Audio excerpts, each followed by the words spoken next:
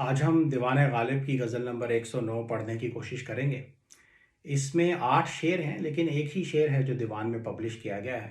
As usual मैं उसी शेर को पढ़ने वाला था, लेकिन मुझे 2 अनपब्लिश्ड शेर ऐसे मिले जो काफ़ी अच्छे लगे, तो उनको भी हम पढ़ेंगे।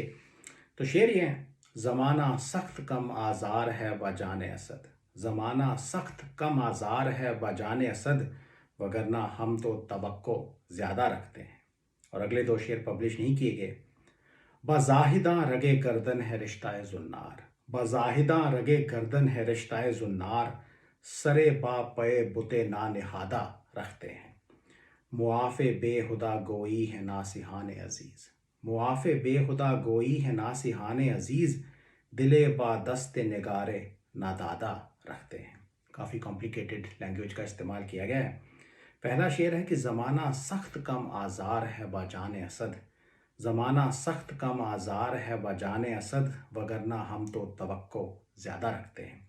ज़माना तो आपको पता ही है, ये दुनिया, इसको किस्मत के लिए, वक्त के लिए भी इस्तेमाल किया जाता है। आज़ार है मुसीबत, दुख दर्द, और कम आज़ार का मतलब है दुख दर्द, मुसीबत, आज़ार की कमी, लैक ऑफ टॉर्मेंट। बजाने असद का मतलब है असद की जान। गालिब साहब का नाम था असदुल्ला खां, वो असद तखल्लुस भी इस्तेमाल किया करते थे। और तवक्को का मतलब है एक्सपेक्टेशन।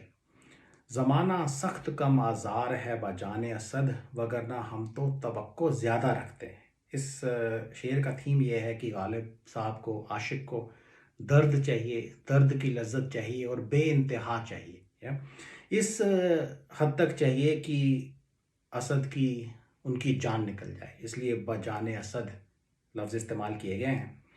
तो बाजाने असद का मतलब ये भी हो सकता है कि असद की कसम से, या असद की जान की कसम, क्योंकि उन्होंने एक असर्टिव स्टेटमेंट यहाँ पे उन्होंने पेश की है।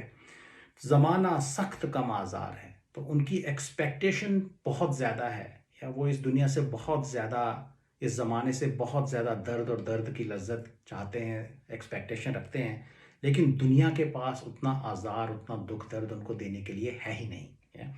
तो बड़े खूबसूरत लफ्ज़ इस्तेमाल किए हैं, सख्त कम आज़ार है, जिसका मतलब यह है कि the world is very severely lacking in the torment, the level of torment and pain and suffering that the lover wants, the world is severely lacking in that. या तो इसलिए बोला गया कि ज़माना सख्त कम आज़ार है बजाने असद। असद की जान के लिए, असद की जान निकालने के लिए दुनिया के पास, ज़माने के पास दुख दर्द है ही नहीं, वगरना हम तो तवक्को ज़्यादा रखते हैं। हमारी एक्सपेक्टेशन ये थी कि हमें भरपूर दर्द और दर्द की लज्जत मिलेगी, लेकिन दुनिया के पास देने के लिए उतना आज़ार है ही नहीं।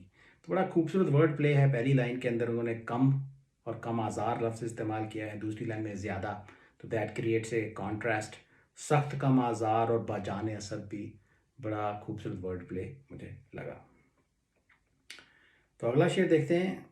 बज़ाहिदा रगे गर्दन है रिश्ताए जुन्नार।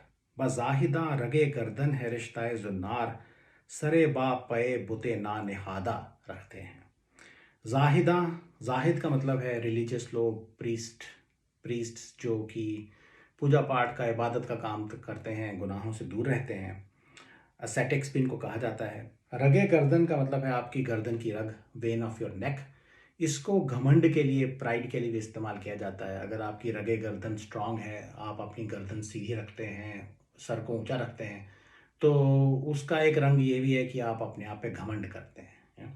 और रिश्ता है जुन्नार, रिश्ता धागे को कहा जाता है, जुन्नार जनेऊ को कहा जाता है। जो हिंदू प्रीस्ट होते हैं उन्होंने जनेऊ पहना होता है, तो उस धागे को बोलेंगे रिश्ता है जुन्नार। निहादा का मतलब है किसी जगह पे रखा हुआ, और ना निहादा का मतलब है ना रखा हुआ। सरे बा पे बुते ना निहादा का मतलब है ऐसा सर जो किसी बुत या किसी मूर्ति के पाँव में झुका ना हो। तो बड़ा खूबसूरत वर्ड प्ले है यहाँ पे। गालिब साहब कहना ये चाह रहे हैं यहाँ पे, ये एक कमेंट्री है ऐसे रिलीजियस लोगों पे जो कि अपने घमंड में, रिलीजियस प्रैक्टिस का स्पिरिट, असली पर्पस जो है रिलीजियस प्रैक्टिस का, वो भूल जाते हैं और घमंडी हो जाते हैं। तो कहते हैं कि जाहिदों के लिए जो रिश्ता है जुन्नार, जुन्नार का धागा जो है वो रगे गर्दन की तरह बन जाता है। इसका मतलब ये है कि वो जुन्नार पहन लेते हैं, रिलीजियस कपड़े पहन लेते हैं, रिलीजियस प्रैक्टिसेस करना शुरू कर देते हैं इस दुनिया को दिखाने के लिए, और इस प्रोसेस में वो घमंडी बन जाते हैं, या वो अपनी रिलीजियस प्रैक्टिस और अपनी पाइटी या के ऊपर घमंड करना शुरू कर देते हैं। दुनिया भी शायद उनको मानना शुरू कर देती है, इस वजह से भी उनका घमंड बढ़ जाता है। लेकिन रिलीजियस प्रैक्टिस का एक पर्पज़ ये भी है कि आप अपने ईगो को फना कर दें, आप अपने घमंड को फना कर दें, या और जो भगवान के सामने या मूर्ति के सामने सर झुकाना है, उसका भी पर्पज़ ये है कि आप अपने ईगो को कम कर रहे हैं या फना कर रहे हैं। तो लेकिन वो ऐसा कहते हैं कि सरे बा पये बुते ना निहादा रखते हैं, या कि उन्होंने रिश्ता जुन्नार तो पहन लिया है, लेकिन वो एक ऐसा सर रखते हैं कि जो कभी मूर्ति के सामने झुकता ही नहीं, किसी बुत के सामने कभी झुकता ही नहीं। वो अपना सर भगवान के सामने, इस केस में बुत के सामने या मूर्ति के सामने, कभी झुकाते ही नहीं है। तो ये इमेजरी है, इसको दर्शाने के लिए कि जनेऊ पहन के और रिलीजियस कपड़े पहन के दिखावा करके उन्होंने अपने घमंड को बढ़ा लिया है। They became prideful and they forgot the true spirit of the religious practice, which was to destroy your ego and probably merge with the divinity. Yeah. तो ये ऐसा अक्सर हमें देखने को मिलता है। सारे रिलीजियस लोग नहीं, पर कुछ रिलीजियस लोग ऐसा करते हैं कि उनको अपनी रिलीजियस प्रैक्टिस का ही घमंड हो जाता है। और गालिब साहब ने बड़ी खूबसूरत अंदाज में उसको डिस्क्राइब किया है। बाज़ाहिदा रगे गर्दन है रिश्ता जुन्नार, या रिश्ता जुन्नार उनकी रगे गर्दन बन गया है, घमंड को बढ़ा दिया है।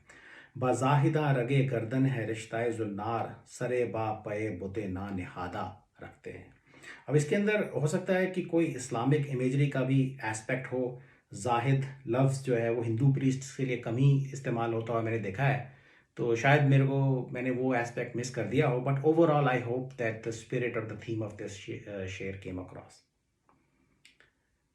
अगला शेर देखें कि मुआफ़े बेखुदा गोई है नासिहान अजीज़।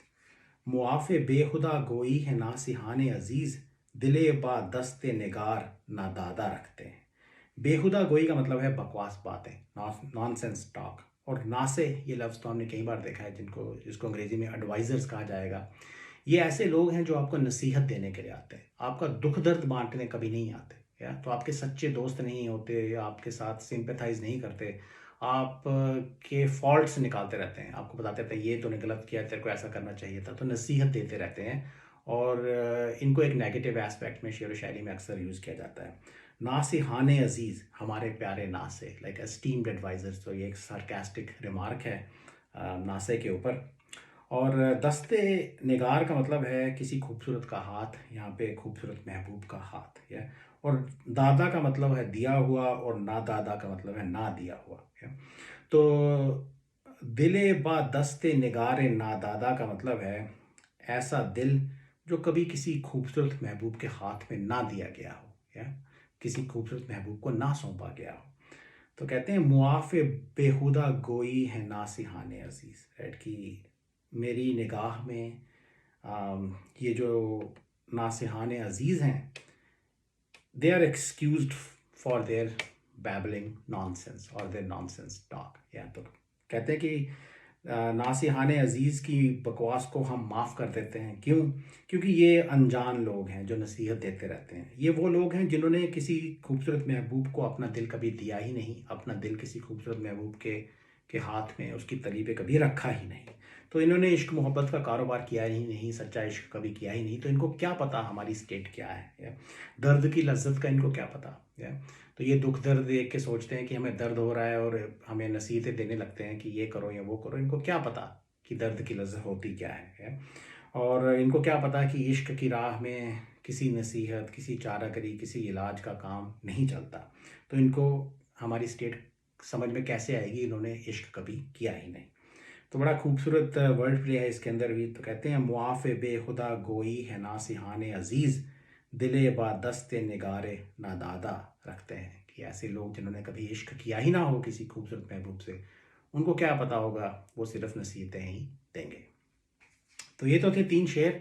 I hope they made sense and I hope you enjoyed them. Thank you.